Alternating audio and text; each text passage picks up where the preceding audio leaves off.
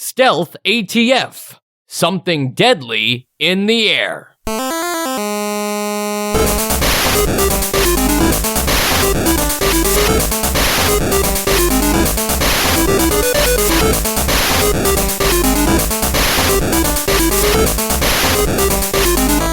And welcome to Nostalgia, a chronological exploration of every NES game released in North America. I'm Mike. And I'm Sean. And that's it, again. Don't worry, Joe will be back. He promises. Joe will return in, I don't know. The next episode? Yeah, I'm pretty sure. I mean, we hope to see him in Three Stooges. That is the next episode, but maybe Joe used his stealth mode here, and he's actually on the podcast. He's just invisible. Yeah, he's stealth AF. Yeah, instead of ATF. For those of you that aren't aware of the game, Stealth ATF has you controlling a Lockheed F-117. It doesn't sound right to me. That's too many numbers. Usually I'm used to like F-35. So F-117 must be just it's bigger... the blocky one. The one that looks cool, that you thought looked really cool in like the 90s when like they started to like put out posters for, warplanes. There you go. Yeah, it's time to start idolizing warplanes. The B-17 bomber is done. It's all about the Lockheed F-117 Nighthawk now. I will say that, like, this plane is probably like, aside from just because like the F-15 or 35, whatever those actually are the most iconic just because of how common they are. Like, this was like super cool. And I used to like think about this plane when I was a kid. Did you? I didn't think much about planes when I was a kid. But to be fair, that's because, just in general, I had a lack of interest in most things that didn't have to do with video game versions of them. So had I have been exposed to Stealth ATF, that might have ignited my love for the Lockheed F-117. Okay, I can grant that. Now, the stealth joke that I was making earlier about Joe comes because the whole like gimmick here and in the name of the title, Stealth ATF, is that this plane has a stealth mode that can be used once per mission, so that you can basically be invisible on enemy radars and they actually like lose sight of you and have no idea where you are. Sounds really cool. I don't know how well it works in the video game. I guess we'll get into that. But the overall idea here for this game is just that it's a first person, like you're in the cockpit, being briefed missions that are mostly just take down other enemy aircrafts.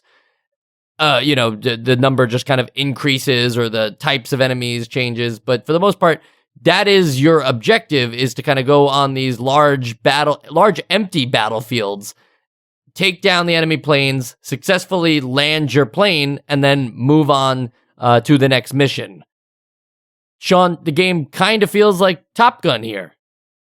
Sure. I'd say that, on the surface with, the UI and the nature of, what you're doing, like, it bears some surface resemblances to Top Gun, but I think they're very different games. Whereas, Top Gun was kind of not quite an arcade experience, but it's still...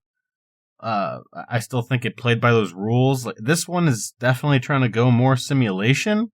I don't know if you got that vibe.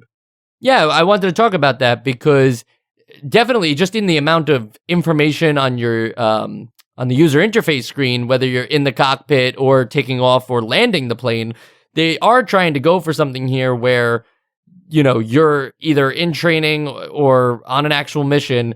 The idea of taking off in the plane, then going out to the battlefield and landing the plane, like each one of those things is kind of its own element of plane simulation, right? Like some games, like Microsoft Flight Simulator 2020, which is like a big thing now, that game is mostly a landing simulator game. Like, yeah, you can play to like, fly to find the airports or the landing places, but you could also just turn on GPS navigation for that stuff. The actual challenge is in the landing of it. That's a whole game. This game decides to make it like three different steps, three different modes, if you will. You know, the take off the runway, the shooting down of the enemies, and the landing all into one concise thing.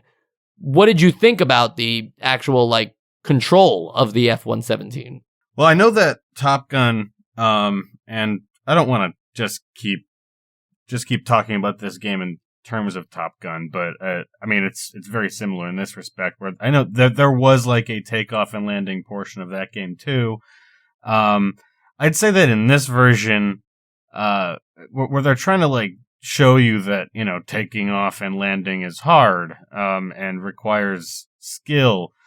Takeoff is just literally press a button and you know, pull back on your D-pad and then you take off.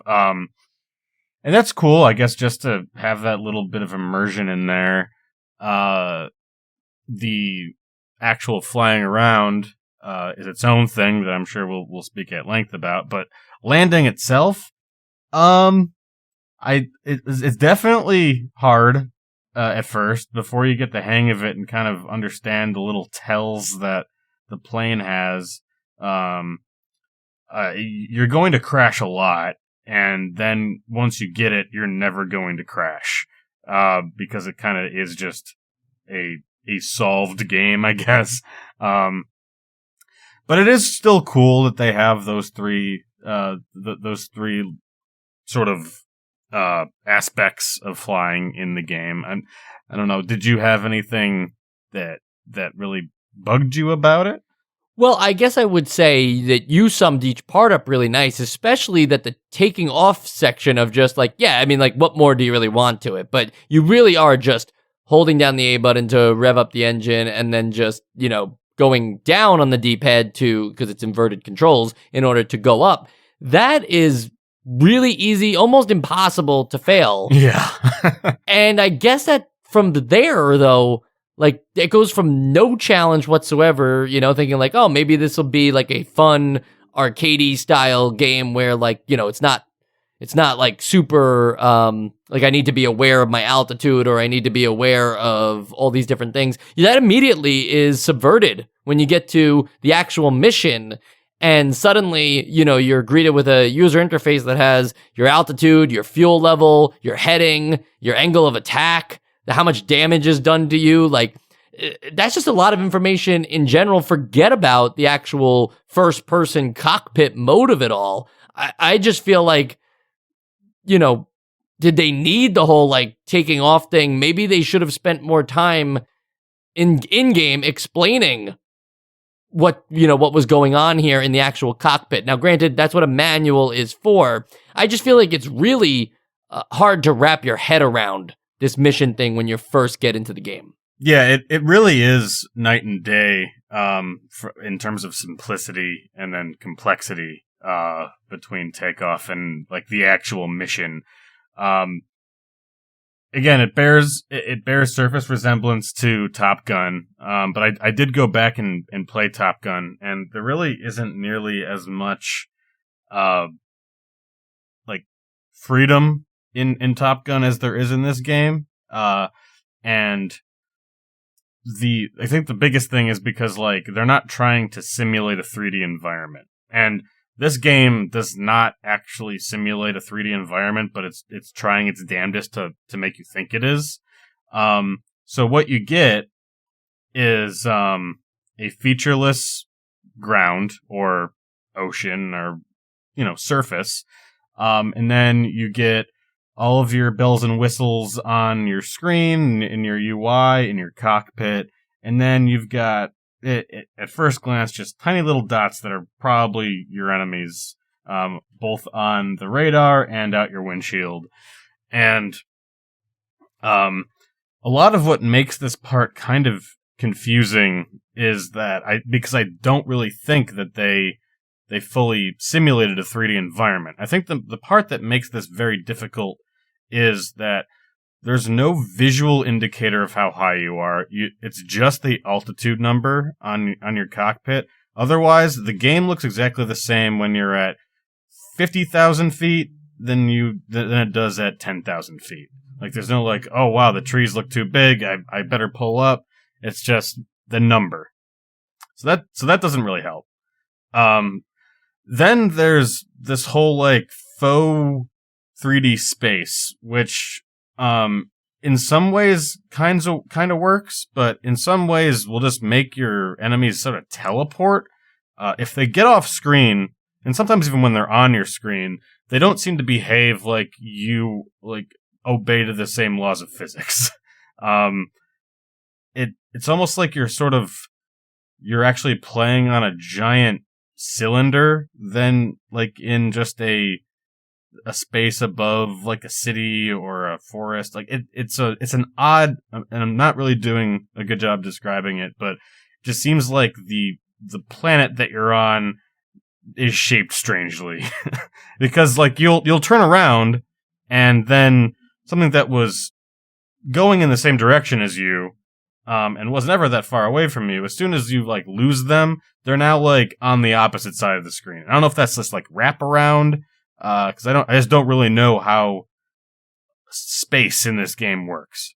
Yeah, I think it is wraparound, and I think a lot of what you're describing here, Sean, is the problem that we had with a game a long time ago now called Star Voyager, which was a space simulation game where you could actually like find yourself going to other planets and who knows what you would run into. And it was more of a simulator game too. But the problem there was a game that was trying to be a simulation game while not understanding the limits of the NES itself. And this isn't the same problem as, say, what we had with like Nobunaga's Ambition, where they figured out how to take all the complexities of strategy and divvy it out into like numbers that you would just look at the screen and basically be menu navigating the game. That might be a cool thing for like a game where you're like an air traffic controller, but not a game where you're in an F-117. So what they've done here is they focused so much on, you know, what I think is a very faithful adaptation of a really fast plane dealing with other really fast planes trying to be in a dogfight. Like, it's not easy to just shoot down another enemy plane, but because of the limitations of the NES itself and the fact that they couldn't like actually design any other elements than just ground and sky into it, there really is no sense of space because there's just the horizontal line that angles itself with your angling, so at least you kind of get a sense if you're upside down or sideways or something. But there's no sense of actual space. The wraparound thing becomes a problem because, again, if you're going for realistic, that's not going to work here. But also the speed at which you run into the enemies means that this is going to be a much longer mission than what might appear to the player. Taking down 4 enemy aircrafts in any kind of shmup, or most, even like Top Gun, for instance. I think you said it earlier in the episode, Sean, that was more of an arcade game. I agree. I think Top Gun felt a little looser in the cockpit. You got to like select your different missiles before going into the missions. The plane sprites were like significantly larger and came at you from the sides, kind of like how a shmup works, how they appear on screen. In this game, because everything is dealt more with like, honestly, if you guys have ever played like Star Fox 64, it's dealt like those levels where, you know, you enter the 3D space of those boss fights. It just doesn't work here because of the limited graphical capabilities of the NES, in my opinion. I think that the biggest problem that this game has, and it is just like the graphical capabilities of it, is just how jerky it is. Like the biggest difference that I could find between Top Gun and this game in terms of playability is Top Gun's actually very smooth. Like the animation of your enemies, of the stuff on the ground, like it, and just, you know, the particle effects, I'll put that in quotes, of like the clouds coming at you, like it really gives you a sense of where you are in the sky here. Whereas whenever you move, you're automatic, like just the littlest touch on the D-pad, that is like a 15-degree shift in like the horizon.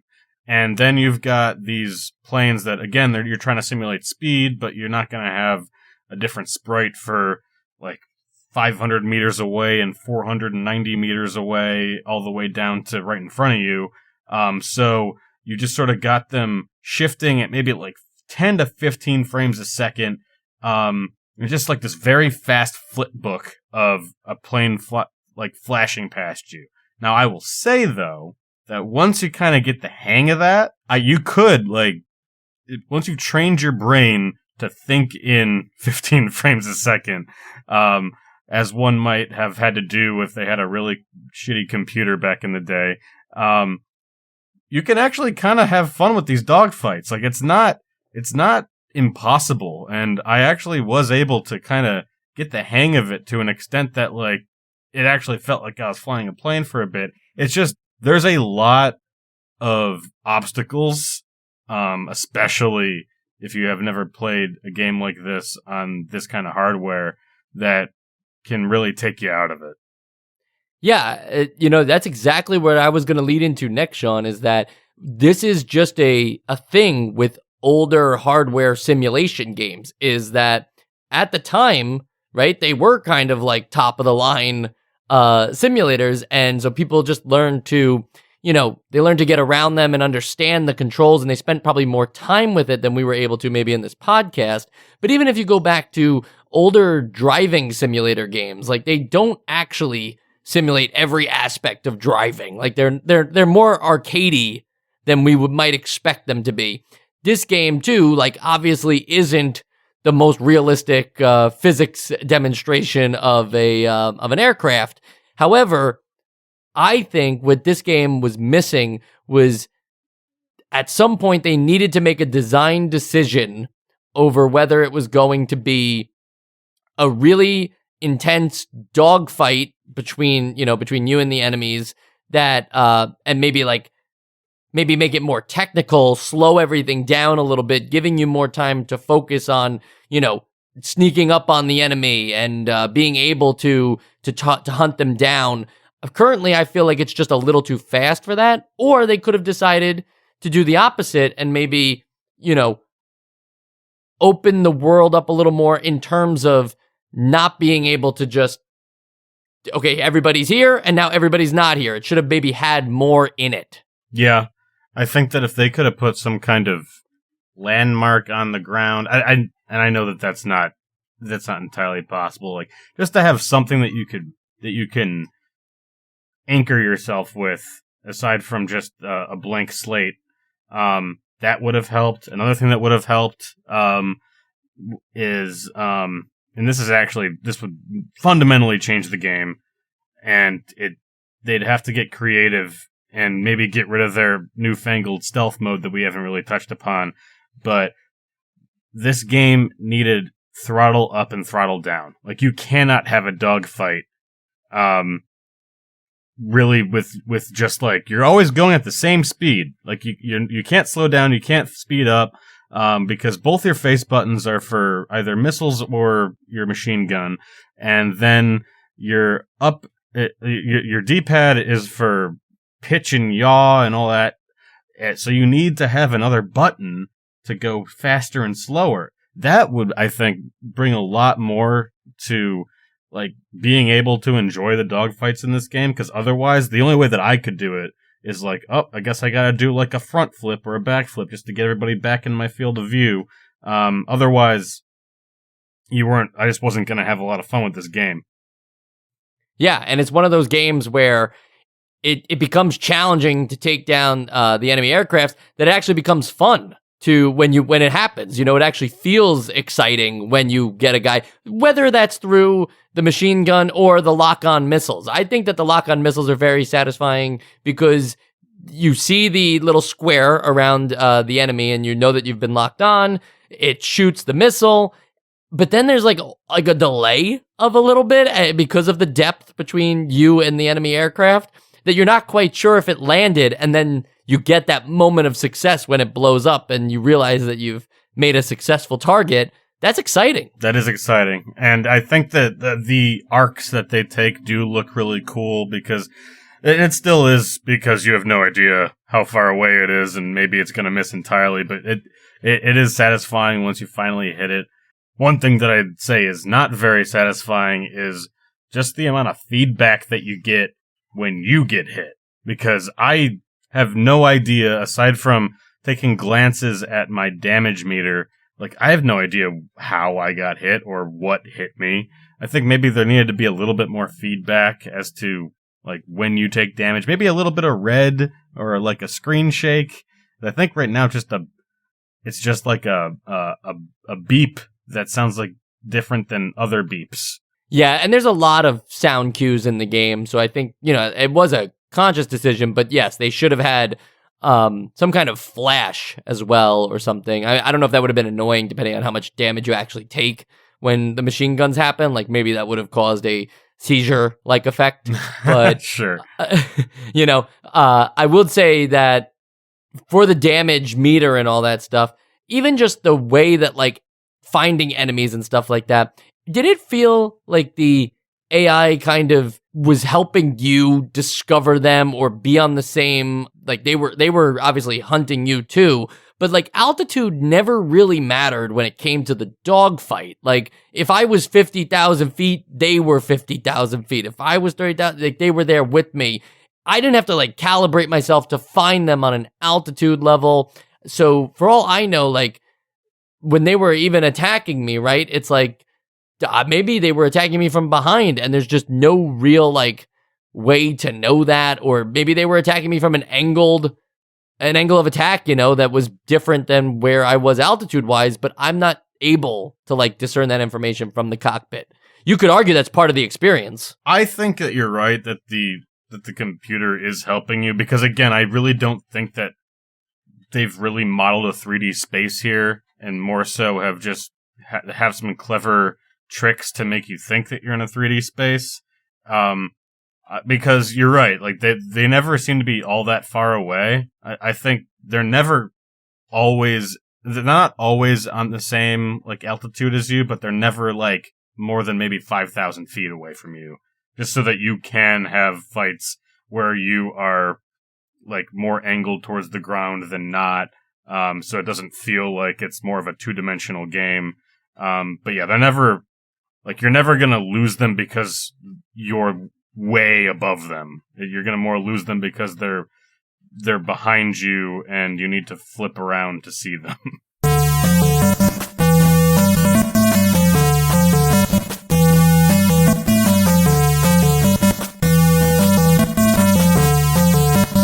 And the last part of combat here, the stealth mode, arguably the name of the game implies that this mode is the cool feature, which is that you hit the start button and it allows you to go into a invisible cloaking for a small amount of time so that you can shake off the enemies. I played the first level of this game without knowing that was, like, a thing. I didn't read the manual. I didn't understand. I thought, like, the stealth thing was part of just the aircraft itself, like part of the naming convention. I don't know. It's a cool feature and everything, but it doesn't actually, like, maybe I'm just so focused on trying to hit anything of the other enemy aircrafts that I'm not worried about necessarily myself and this damage feedback that I need to think about, better turn on stealth mode. You only get one use. Yeah, this whole feature is a cop-out, and I think I don't know for a fact, but I think you're right in saying that the whole stealth idea for the aircraft is just the design of the aircraft. Like, it's got all these sharp edges and weird weird designs because it was designed to, like, deflect radar and not reflect it. So the plane in real life is always in stealth mode. And they just sort of made this up to make it a gameplay feature. And I think it's kind of a dumb gameplay feature. You press start once and then all missiles just don't lock on anymore. It's not fun. Like, there's no, like, cool ways to play around with it. It's just a get out of jail free card.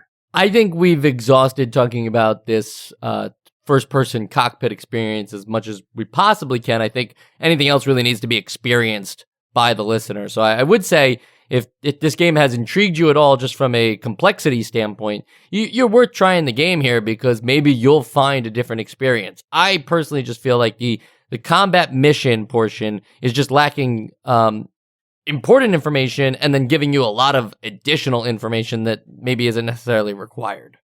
Yes.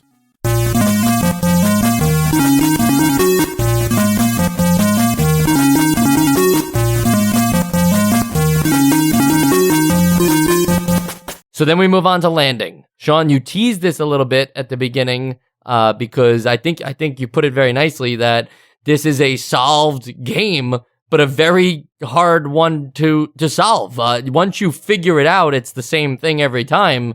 However, figuring it out is left to a trial and error that results in a lot of crashes. And crashes don't mean that you just redo the landing. You redo the whole mission. Yeah. Yeah, that it's pretty rough there, and it's very frustrating.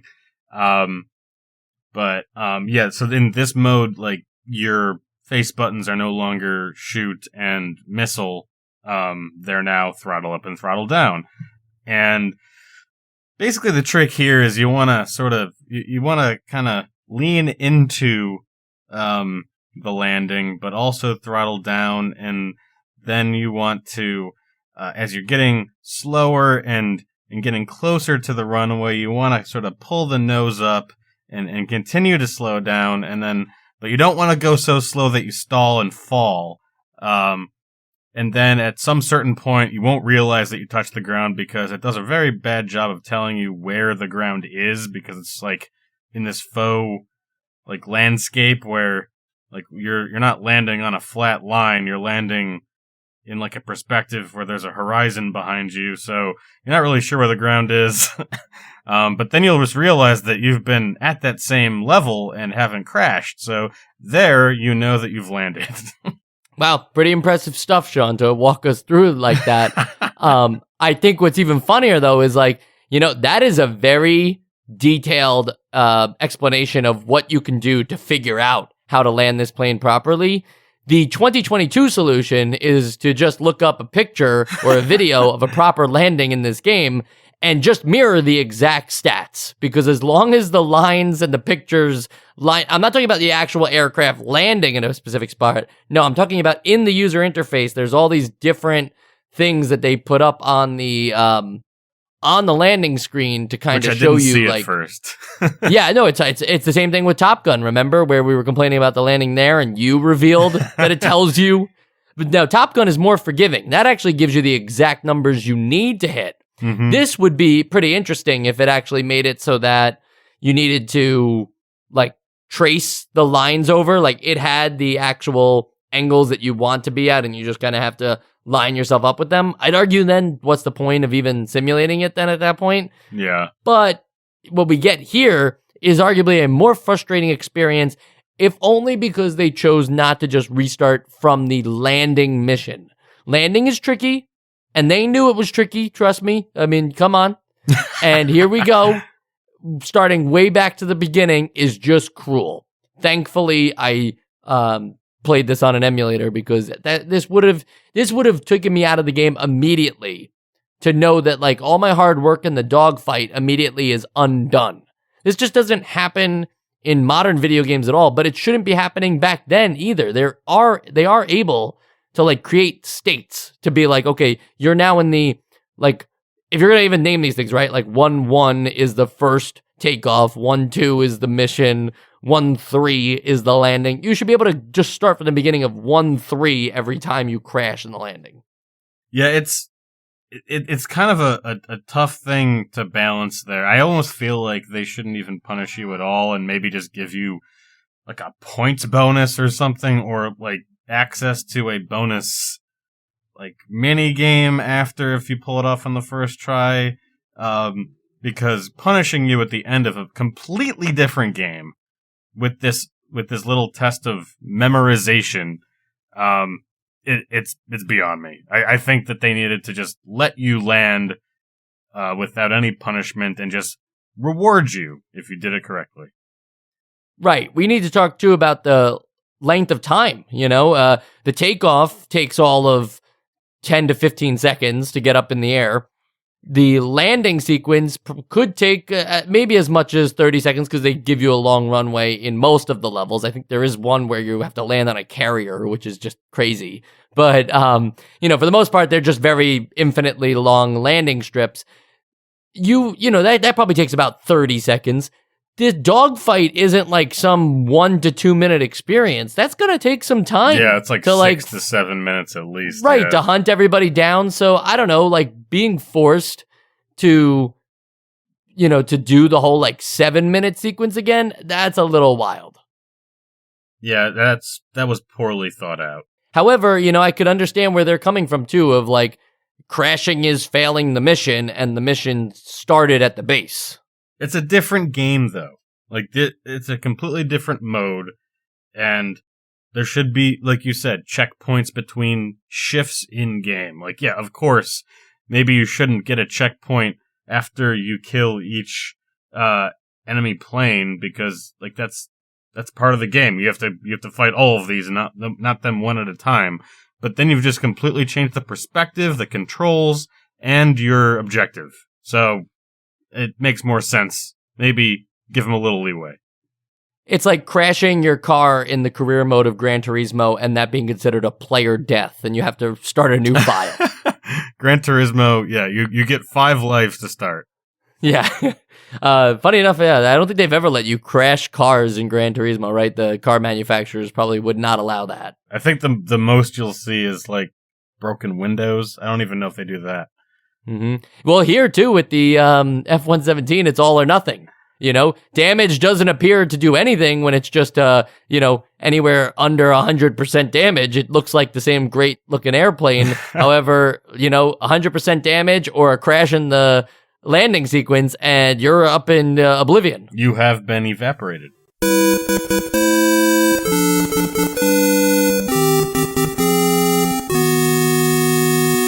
Now, how about the variety of these missions, right? And I'm considering a mission, the whole thing, the takeoff, the dogfight, and the landing.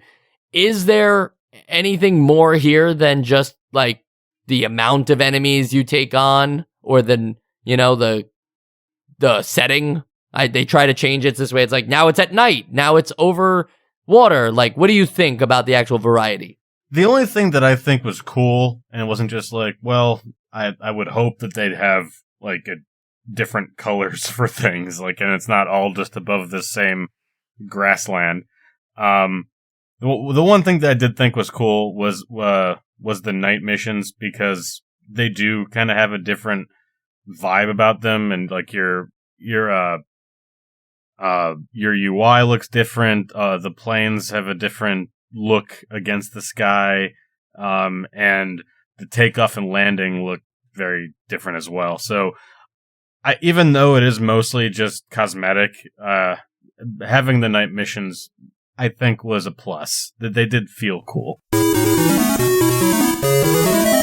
On the sequels and spin-off side here, this game was published by Activision, but the developer is Imagineering, which is not to be confused with Walt Disney's Imagineering. And we haven't heard that name before because they have mostly been making Atari 2600 games before this. This is actually their first NES game. But come 1990, we're going to see a lot more of them. I'm just going to list off some games here. Destination Earthstar, Ghostbusters 2, Heavy Shreddin', A Boy and His Blob, Trouble on Blobolonia. I know from, just like word of mouth that A Boy and His Blob is a big game, but that title is pretty funny in itself. Sean, I think, they might become something here. This was a interesting first attempt at making something for the NES, and it doesn't seem like they're going to repeat that. It seems like they're going to try a bunch of other games. Mostly blob-centric, but I'm also interested, like, how many Activision games have we played so far? Like, they're relatively new to the game here too, right? The actual games we have played by Activision so far are strictly publishing games. They have not developed any of these games. We had Super Pitfall, one of the worst NES games we've ever played, and that was made by Micronix, who we haven't heard from in a while. It seems like they maybe retired from making this garbage. Ghostbusters, which makes sense because they're going to bring us Ghostbusters 2, so they just like bought the license and said, we'll just get people to make these games for us. Predator, another, franchise thing. And then our very next episode, The Three Stooges, is also an Activision game, but not a Beam Software. Not an Imagineering game. It's made by Beam Software instead. Okay. All right. So we really haven't seen any of the Activision touch yet. It's really just been like, all right, yeah, we'll make money off of your game. Yeah, it seems like that's the plan, and it's going well. I mean, pretty soon there'll be a couple, $100 billion corporation. I can't wait. I just think it's interesting too, though, that the games that I listed off have nothing to do with planes or anything involving this engine. Like this whole thing that they made for this specific game is just going to go unused. That's pretty crazy. Yeah. I also, maybe it'll be improved upon in Three Stooges. Yes, yeah, that's true. Maybe the dogfighting in Three Stooges will be better. Granted, they've only had a week, but maybe they'll add some touches. Mm-hmm. Sean, I'm just watching Stealth ATF, not to get back on an old subject here. I know we were kind of done. Yeah. But I'm in a desert level, and I'm seeing these cactuses, and if you ride your altitude pretty damn low, the cactuses do get bigger, which doesn't make sense. Cactuses, are cactuses. You shouldn't be seeing them at 44,000 feet, and then they shouldn't be gigantic as you get to 10,000 feet. Like, at that rate, like, that's actually some bad pixel skewing, right? I mean, at this rate, maybe it's telling us that we aren't actually on Earth, and we're actually on a different planet that just has mega cactus, which are several stories tall. Who's the cactus from Final Fantasy? Maybe maybe it's his planet. Yeah, Cactor. This is Cactor's planet. All right. You never see a person get into the plane. It's true. I think that's important information. Well, you can tell we've run out of ideas for what else to talk about. So there is one more thing to talk about, and that is whether Stealth ATF is going to be on the Essential Games list. Sean, we've talked at length about Stealth ATF now. I've exhausted what I could say about it. Do you have anything left to say about it? Yeah, I'm just going to expand upon, because I really only spoke for maybe 30 seconds about how I did actually have fun playing this game, because there's a lot of frustration, and there's a lot of like trying to relearn how the world works and how, moving in a direction, it doesn't mean that everything else shifts around you. But once you kind of got all the weird ticks of the world, and you start to realize that, yeah, you can only move in this sort of predefined, discrete changes in altitude and angle. Once you sort of got all that out of the way, you can kind of navigate, and you can kind of get the hang of stuff. And the dogfights can be fun if you can keep them in your view, and you learn how to. And it's a lot of like having. It's fun in spite of itself, because this isn't the best designed game, but it is still technically impressive, I think. And it was impressive that, like, how it felt once you got over all those weird hang-ups. But with that said, like, these are really weird problems that you're going to have to run into. So it may not be worth it.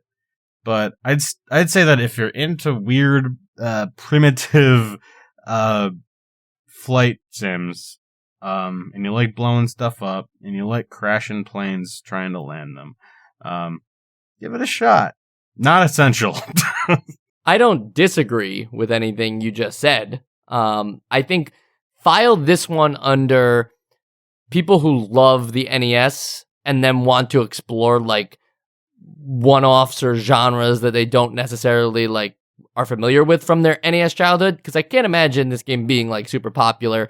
When you find out like, oh, they actually had like a fighter jet cockpit first-person style video game, like I want to see how that was done. You have to be a fan of the NES and all of its limitations to enjoy this kind of game. This is not the kind of game that I would recommend anyone seek out in 2022.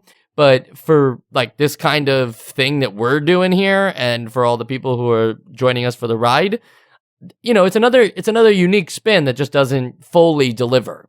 I think that's really all I can say about it. Obviously, that doesn't sound like an essential vote from me, but it's not like, I don't know, we were pretty hard on it throughout the episode. It's not even close to like one of the worst games I played. It's just a little unforgiving, even for a simulation style game. Sam would certainly put this in the jank folder.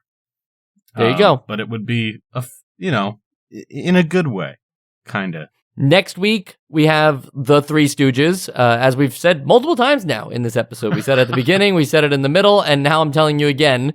I think it's just, maybe that's because I'm a little shocked that we're having a Three Stooges game on the NES. How will it play? What will it be like? That's what we saved next Friday for, because you will hear it in the episode. You will hopefully have played it, or after hearing us talk about it, will be determined to play it, or not if we don't like it. You get what I'm saying, right? You guys depend on us to tell you how to feel. And that's why we've created a whole nother podcast to tell you how to feel about Japanese games. It's called Nostalgia Bites. It's only on our Patreon, patreon.com/nostalgia. We just did an episode called The Tower of Jiraga, and now our next month we will have an episode on Battle City. Probably not a game you've ever heard of because it never came to the NES. Sean, Battle City, one guess. What are we doing in it? I'm going to say that you are a detective that's trying to solve the murder of yourself in the afterlife. And you have to turn in your findings to this man named Ryan Battle. And once you do that, you get to go to the city. Find out if Sean is right in our Nostalgia Bites episode, Battle City, and stream the first 6 episodes of Nostalgia Bites now when you join us, patreon.com/nostalgia.